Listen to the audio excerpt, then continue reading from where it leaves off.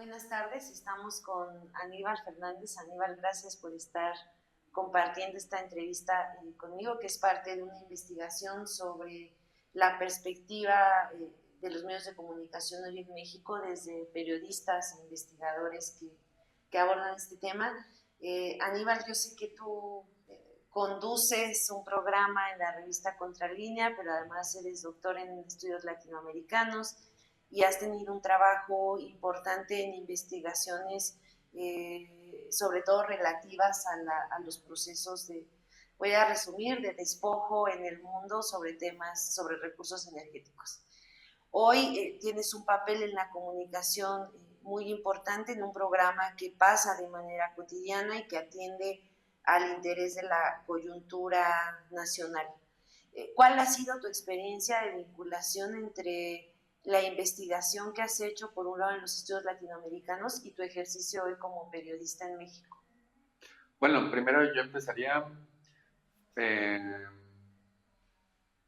quizá con una reflexión muy general, porque por lo regular la academia, esa vieja academia de mediados del siglo XX, no todos tenían ese vínculo con los medios de comunicación. Muy poco era ese el conocimiento que salía de la academia. Se quedaba sobre todo en artículos, en libros, en capítulos de libros. Y parte también de mi trayectoria tiene que ver con mi formación en estudios latinoamericanos, desde licenciatura, maestría y doctorado, pero particularmente el vínculo con la investigación, que fue muy temprano. Todavía ni salía de la licenciatura y ya estaba en asistencia para investigadores en la UNAM. Y en esa asistencia a una investigadora en particular, a Josefina Morales, ella sí tenía mucho ese vínculo de los medios de comunicación, de intentar buscar una salida de eso que se producía en la academia, que además es como mucho esa torre de Babel que está solamente ahí y que no saca el conocimiento, ¿no? Que además es sobre todo esa forma en la que la academia terminó convertida en el siglo XX y que se despojó de ese interés primario que tenía, que era precisamente que el conocimiento se concentrara ahí, pero que fuera la sociedad metida en eso. Y ahora no, entonces con ella lo que aprendí es que hay que buscarle esa salida al conocimiento por distintas vías y una de ellas es precisamente los medios de comunicación. Después de esa primera experiencia con ella, eh, lo que vino después fue la parte laboral ya mía, en el ejercicio primero de investigación y posteriormente en otro espacio, que fue el Centro Estratégico Latinoamericano de Geopolítica. Y ahí era como intentar pensar América Latina en la coyuntura, pero con toda la historia y sobre todo con todo el aprendizaje que ya uno tenía desde antes. Entonces ahí lo que aprendimos fue hacer ese vínculo entre, primero, un espacio que aglutinó a una gran cantidad de personas de América Latina y el Caribe y que después le dieron salida a ese conocimiento en textos que eran muy concisos, breves, pero que iban al grano. Y ese fue un reto para mí de inicio. En la academia estamos acostumbrados a escribir primero complejo, con una parte teórica que a veces queda desligado de toda la parte empírica, eh, con conceptos que a lo mejor a veces terminan siendo rebuscados y que al final comprenden 10 personas. Y acá con ellos la cosa era totalmente algo diferente. Aplicas lo que ya conoces de una forma clara, sencilla, breve, que permita a las personas entender qué es lo que está pasando y reflexionar en América Latina. Y después de eso, el vínculo de ese espacio de CELAC con los distintos medios de comunicación, lo que implicó para mí fue un reto, porque era, bueno, ahora ya no nada más lo escribes, ¿no? Que era lo que hacíamos, sino ahora lo vas a decir para una entrevista a un medio de comunicación internacional o latinoamericano o de aquí mismo de México. Y esa parte sí fue un reto porque además investigadores y académicos no siempre estamos conectados con la parte de tienes 2 minutos para decir un resumen de 10 cuartillas o de un artículo, ¿no? Y es al grano. Entonces, para mí fue un cambio totalmente de la forma de pensar y de decir, como dicen los periodistas, que menos es más. O sea, entender que precisamente hay que concentrar en 2, 3 oraciones aquello que sintetiza todos los procesos que tú estás mirando, sea en México, en América Latina, en un país en particular, con un tema en específico. Entonces, eso fue todo un reto para mí. Y después, ya cuando me incorporé ahora en Curvilínea, el reto fue mucho mayor, porque no solamente era, bueno, estás dando la entrevista, sino ahora tú participas de esa forma de comunicar las cosas, ¿no? Que también implicó para mí un cambio en la posición del conocimiento, ¿no? O sea, antes yo era, digamos, en cierta medida aquella persona que consultaba, y ahora soy yo el que luego entrevisto o consulto, y entonces ahí también vino otra forma diferente para mí de, bueno, qué es lo que tengo que preguntar, qué es lo que tengo que decir, cómo ordeno también las noticias que van sucediendo en el día a día, ¿no? Entonces, digamos que sí ha sido todo un reto el cambiarme y sobre todo el renunciar mucho a esa posición, diría yo, privilegiada de aquellas personas que tienen una gran cantidad de conocimiento, pero que no lo comparten. ¿Y cómo decides qué información compartir en el sentido político?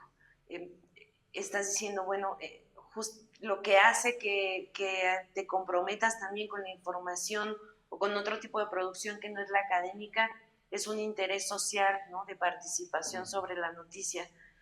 ¿Cuál es tu perspectiva sobre lo que debe ser noticioso, cómo abordar la información, cómo decides eso, cuáles son las palabras e ideas que valen la pena compartir con el público que te escucha a diario para que sea parte también de este proceso de formación que dices que también pasa por ti, ¿no? Bueno, eso tiene que ver con con una postura política e ideológica, ¿no? Eso de primero. Y además con ello traes una postura teórica también. Después de eso, lo que viene es hacer el análisis de la coyuntura, y en el análisis de la coyuntura está también hacer un análisis de medios.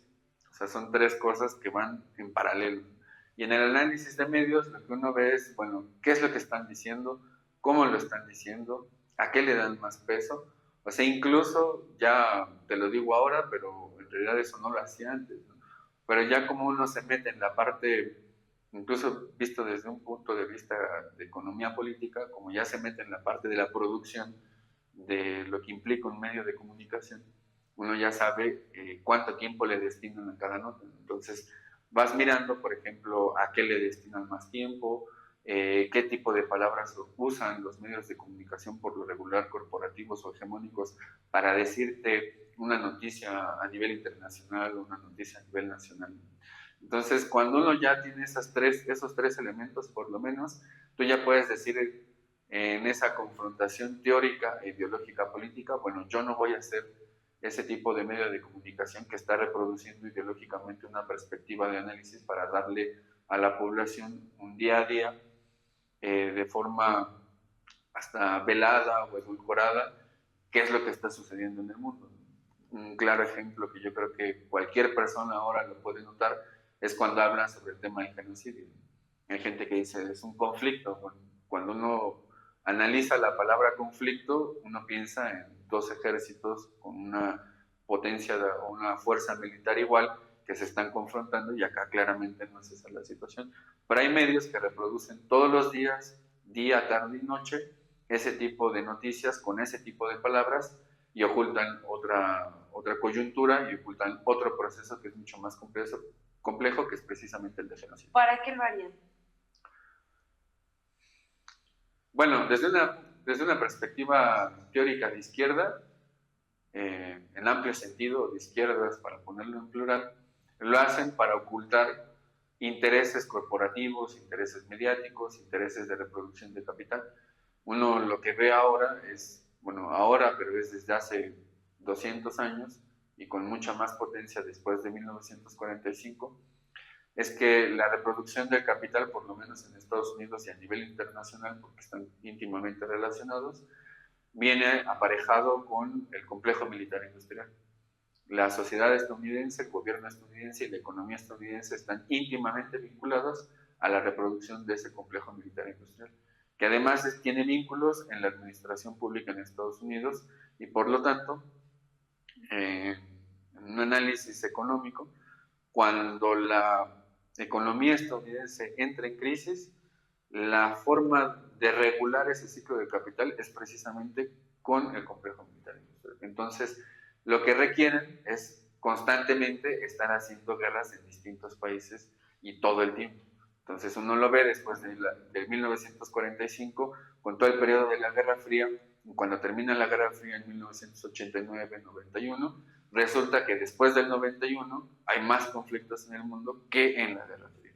Y entonces, bueno, uno tiene que pensar y reflexionar por qué esa situación es así. Para mí el tema es el complejo militar industrial y además eso está vinculado al capital financiero. Y el capital financiero es el que lleva la batuta actualmente de la acumulación de capital, de ese régimen de acumulación que se instauró después de la década de los 70, cuando entra en crisis ese patrón de acumulación que se instaura desde 1945. Voy a hacer como un resumen muy rápido de esto último que dices para enmarcarlo en el contexto que también quiero vincular de los medios actualmente. Parte de los proyectos de gobierno en Latinoamérica que se consideren progresistas, parte de su agenda tendría que ver con romper todos los pactos que implica este complejo industrial militar, ¿no? Es un complejo estadounidense que teje en nuestra región de múltiples maneras, lo hizo en el siglo XX y lo sigue haciendo en el XXI, consensos, aparentes consensos, o impone ese modelo mediático y lo toman de manera voluntaria o no los gobiernos para reproducir ese mismo capital. Romper con eso implica tener un gobierno distinto que apueste por una comunicación diferente. En el caso de México, a partir del 2018 estamos viviendo una ruptura política con ese modelo impuesto del extranjero. Esa ruptura implicaría una ruptura cultural y entonces ahí aparecen los medios que no dejan de aparecer, pero tendrían una tarea distinta. Desde tu perspectiva, en México, ¿qué ha pasado en 2018 en relación con los medios de comunicación para considerar o no que también en ese sentido estamos viviendo un cambio nacional?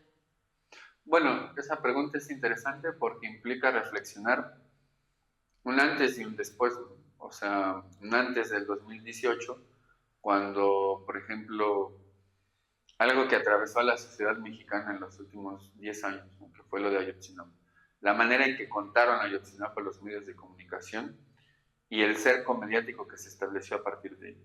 Algo que hicieron similar antes fue ese pacto de silencio que hicieron los medios de comunicación para proteger al gobierno de Felipe Calderón con la guerra contra el narcotráfico. Y esa fue una operación de contrainteligencia porque lo que se quería ocultar era lo que había sucedido en la comunidad de Allende, en el norte del país. Entonces pongo esos dos ejemplos para ver con un concepto que para mí fue fenomenal cuando en las conferencias de prensa del expresidente Andrés Manuel López Obrador, cuando se puso más álgida la lucha de clases en 2021, inaugura una sección en la conferencia que es quién en las mentiras. Y tienen algo muy bueno que además a la gente le hizo mucho sentido, que es el nado sincronizado de los medios de comunicación. Cuando tú tienes un medio de comunicación que te dice con las mismas palabras una nota y ves el otro y te dice con las mismas palabras la misma nota y entonces crean sentido común y crean sentido político en la población. Bueno, esa manera de ponerle nado sincronizado a los medios de comunicación desde el punto de vista académico, marxista incluso, es la manufacturación de consenso. Ese concepto que crean Chomsky y Harman para darle a la población un modelo de propaganda de los medios de comunicación sobre cómo nos cuentan el día a día las noticias en el mundo. Eso fue para mí lo que cambió. O sea, haber roto esa cápsula que tenían los medios de comunicación, o más bien haber roto esa cápsula en la que tenían encapsulado los medios de comunicación a la sociedad. Eso se rompe a partir de ello. Y tan se rompe que cuando llega el gobierno de Andrés Manuel a ese aparato de Estado que es el gobierno mexicano, después de eso lo que hacen es ir cambiando el Canal 11, por ejemplo, los medios públicos, ir cambiando el Canal 22, el Canal 21, ampliar la señal del Canal 11 para otros estados del país en donde no había, aprovechar además esa reforma que fue lesiva del gobierno de Enrique Peña Nieto, que fue la ley de telecomunicaciones, que lo que hizo, además de abrir el mercado, pues fue aumentar esa monopolización que tienen los medios de comunicación, contrario a lo que dijeron además, ¿no? Entonces, de lo que se trataba acá era de ampliar el debate público y de ampliar la oferta a partir de medios que son públicos. Y cuando tú tienes esa distinción entre los medios públicos y los medios privados, lo que distingue a unos y a otros es que uno persigue la ganancia y por lo tanto tiene una versión comercial de las cosas, y el otro tiene una utilidad pública, que en cierto sentido, para sintetizarlo, pues es precisamente informar a la gente de lo que sucede. Entonces, a partir de ahí, para mí cambia totalmente y es un punto de quiebre en la manera en la que se informa a la gente y en la manera en la que también exponen cómo los medios de comunicación manufacturan consenso. Y en esa manufacturación de consenso, uno de los elementos que podemos encontrar, que además viene aparejado con otro proceso, que es el de la proliferación de las redes sociales, es el de la desinformación. Y por eso también tenían otra parte de la cápsula, que eran las mentiras que se cuentan en los medios de comunicación, que además proliferan en un contexto en el cual cambia de gobierno en México hacia un gobierno de izquierda, cuando antes no lo tuvimos. Entonces tenían la necesidad los medios de comunicación de empezar esa batalla o esa guerra cultural en los medios de comunicación porque habían perdido la administración pública. En el fondo es una guerra de posiciones lo que está ahí. Y en esa guerra de posiciones además está también un cambio en la balanza, o para ponerlo en otros términos, un cambio en la lucha de clases, en donde se avanza a partir de que gana el presidente Andrés Manuel López Obrador y estos poderes económicos, políticos y fácticos retroceden, y en ese retroceder además tienen entonces ese vínculo con los medios de comunicación para ir minando un proceso que además les implica reducir ganancias, les implica que haya menos corrupción, les implica que tengan menos poder político, económico, mediático incluso también. Entonces, a partir de ahí cambia. ¿Y quién estaría asumiendo el rol? Si por un lado tenemos desinformación, corporativismo, negocio, como, como centro de esa producción de contenidos, ¿estarían hoy en México los actores, los medios públicos y los medios alternativos cumpliendo una función de contrapeso a estos poderes? ¿Estarían haciendo su papel? Pues sería doble, ¿no? Por un lado tendrían que resistir contra la desinformación y a su vez estar generando otro tipo de contenidos, de formación política. ¿Crees que esto está pasando en México? Sí, pero es para que sea más fácil entenderlo, ¿no? Es como cuando decimos en el fútbol que la cancha la tienes en contra o que el árbitro está en contra de ti, ¿no? ¿A qué me refiero? A tener la cancha en contra es, bueno, esos medios de comunicación alternativos que empiezan a partir de Internet.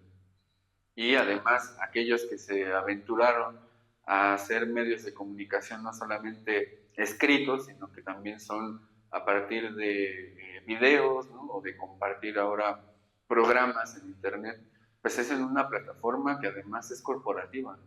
Entonces, la gran discusión ahí de los medios alternativos está en que siguen insertos en esa lógica de tener el medio de comunicación en Internet y por otro lado en plataformas y en redes sociales. Plataformas que además operan, y eso digamos es Vox Populi, cualquiera lo puede conocer, operan además con el algoritmo en contra.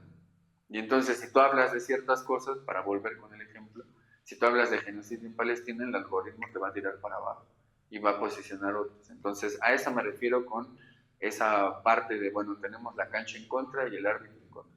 Pero además también los medios de comunicación corporativos vieron que ahí estaba el nicho en donde no habían entrado. Y en esa visión comercial, pero también en esa visión política e ideológica, lo que hicieron es entrar también en esa disputa en estos tipos de plataformas, en donde proliferaron particularmente medios mucho más pequeños, medios chiquitos, medios alternativos, o medios que estaban en otra lógica totalmente distinta a la comercial, que en otro punto de vista político, en estar fuera de esa lógica comercial implica que no tengas un director de un medio de comunicación que te esté diciendo qué decir, que te esté diciendo qué preguntar, que te esté diciendo esto no lo puedes decir, ¿no?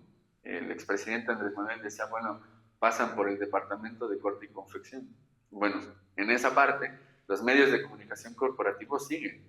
En cambio, los otros, como no persiguen un fin netamente comercial ampliado de reproducción de capital, pues lo que tienen es otro tipo de visión y por lo tanto una manera diferente de decirte las noticias o de escribir incluso, ¿no? Porque también ahí es como, bueno, no vamos a hablar del tema de corrupción de tal persona porque resulta que es un político que además le metió dinero a este medio de comunicación. A cualquier persona eso le puede hacer sentido porque lo tenemos en este país y en otros países de América Latina también. ¿Crees que México estaría vacunado, por decir, de una guerra mediática que pueda generar un golpe de Estado contra el gobierno de la Cuarta Transformación? Y en ese sentido, los actores que les correspondería, por ejemplo, los medios públicos como actor principal, ¿crees que están entendiendo el papel que tienen hoy? Bueno, esa es una gran pregunta y son dos cosas que van juntas, pero que hay que analizarlas por separado. ¿Qué es lo que tuvimos de experiencia en América Latina? Con gobiernos progresistas, procesos de judicialización, o sea, una estrategia de lawfare, que además es una estrategia del ejercicio del poder suave que hace Estados Unidos en contra de estos gobiernos que además son de izquierda. Y en esa estrategia de lawfare uno lo puede entender desde distintos puntos de vista, geopolítico, económico, mediático y el judicial por lo menos. En esas cuatro vertientes hay dos que podemos analizar ahora, que es la mediática y la geopolítica. En la parte mediática, lo que hizo particularmente el gobierno de Estados Unidos, pero también la Unión Europea, fue financiar a una gran cantidad de medios de comunicación que decían ser alternativos y que decían ser autónomos.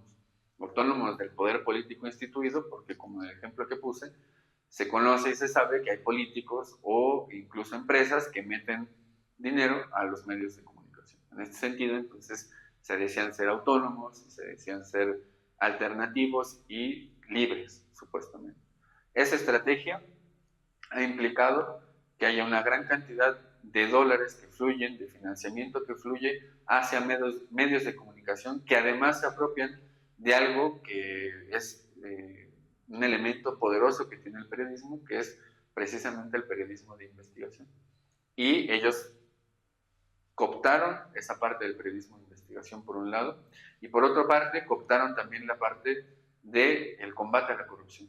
Y entonces asociaron estos dos elementos a investigar la corrupción en América Latina, pero particularmente con un sesgo político ideológico que es la corrupción impera en aquellos gobiernos que son de izquierda, como si la derecha no tuviera escándalos de corrupción, o como si la corrupción no fuera un vehículo de acumulación de capital originario que se reproduce constantemente a lo largo del tiempo.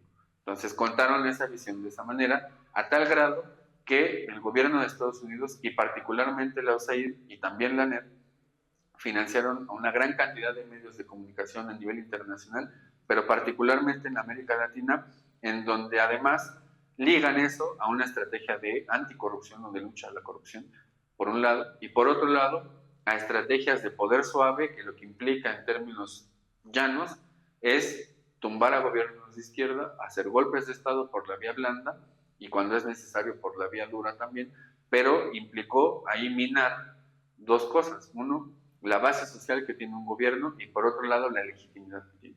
Entonces, en ese sentido, el gobierno de Estados Unidos y sobre todo, saco el celular porque hay algo que me llama la atención, en marzo del 2024, una funcionaria de los USAID mencionó que hay una iniciativa regional reciente de periodismo de investigación que es apoyada por la USAID, en donde el Departamento de Estado produjo más de 200 artículos de investigación de alto impacto. Este trabajo descubrió más de 36.6 mil millones de dólares en fondos públicos mal administrados y además, dice esta funcionaria, condujo a arrestos, investigaciones y reformas legales y políticas y fomentó además una sólida red de periodistas que continúa protegiendo los recursos públicos de la corrupción. Fíjate nada más que interesante, ¿en dónde estamos metidos actualmente? En una guerra que es mediática, que es parte de ese ejercicio de poder y de injerencia, de esa hegemonía que es Estados Unidos, y que ha visto que es costosísimo para ellos hacer una invasión a cualquier otro país, y como es costosísimo, tanto a nivel de legitimidad internacional como en términos monetarios, pues lo que han hecho es empezar esta guerra de propaganda, que además recupera toda la producción teórica militar que hicieron en las guerras de contrainsurgencia y sobre todo con operaciones psicológicas durante la Guerra Fría. Entonces, hay un avance sustancial que es teórico y que han hecho las distintas instancias del gobierno estadounidense que están metidas en términos militares, en términos psicológicos y en términos también de apropiación de las ciencias sociales. Han llegado al punto incluso de subsumir las ciencias sociales a una lógica militar. Lo tienen en las revistas militares. Incluso han escrito sobre cómo apropiarse del concepto de explotación, cuando uno desde la izquierda asocia el concepto de explotación a la explotación laboral. Y entonces, ¿qué es lo que dicen? Bueno, vamos a hacer un uso de este concepto que además viene de las ciencias sociales, que nadie lo ha ocupado y que podemos asociarlo a un marco de condiciones que puede aprovechar el gobierno de Estados Unidos para cambiar gobiernos, para tumbar gobiernos o para aprovechar las condiciones en aquellos gobiernos de derecha sobre todo, o que son profundamente vinculados geopolíticamente a Estados Unidos, para protegerlos y hacer esto que dije al inicio, una estrategia de contrainteligencia cuando se está minando un gobierno de derecha por escándalos de corrupción. De eso estamos hablando. O sea, estamos en un momento en el cual esa manera, esa forma o esa metodología de la guerra implica que en la primera instancia están los medios de comunicación y es una guerra híbrida, es una guerra ideológica, es una guerra psicológica y es una guerra por el sentido común y el sentido político que puede incluso minar un gobierno legítima y democráticamente electo. ¿Cómo, para ir cerrando, Aníbal, y no estamos ante graves problemas internacionales, ¿no?, de comunicación? Creo que lo que está pasando en México y con lo que dice se entiende muy bien, es parte de algo que está pasando en el mundo, como esas voces que deciden lo que debe decirse, se calla lo que no, la cantidad de recursos que se necesita, a veces parece casual esta orquesta de la que hablas en los medios, y sin embargo esta reflexión sobre la cantidad de recursos que se necesita para generar una noticia que todos sabemos al mismo tiempo y la explicamos de la misma manera. Entonces parece que van ganando todo, ¿no? Tienen los medios, tienen el dinero, tienen el consenso cultural. ¿Cómo podemos cerrar ese video con una visión optimista? Para entender, ¿tiene la ciudadanía mexicana en este caso herramientas para luchar contra esto? ¿Qué le queda al ciudadano que puede prender la radio y la tele y no saber lo que implica informarse con ciertas personas o no? ¿Y cuál es como tu visión sobre el papel que le sigue correspondiendo a los medios alternativos específicamente y en esa relación con la ciudadanía también? Bueno, lo primero es no dejar de ceñirse a los principios y a la ética periodística, ¿no? Para mí eso es nuevo, porque en realidad no tenía conocimiento de esos elementos, pero comparten mucho con la academia también, ¿no? En esa ética periodista está como dejarle claro incluso al espectador o a aquella persona que te ve o que te lee, de dónde abrevas teórica y políticamente también. O sea, dejarle claro al espectador, mira, mi postura es esta y por lo tanto tengo un conjunto de nociones, de conceptos, de teorías que me permiten explicar este proceso que a lo mejor otro medio de comunicación te lo va a contar de una manera diferente. Primero eso. Lo segundo es que en 6 años yo creo que el gobierno de México avanzó lo suficiente para crear un sentido distinto al que se tenía.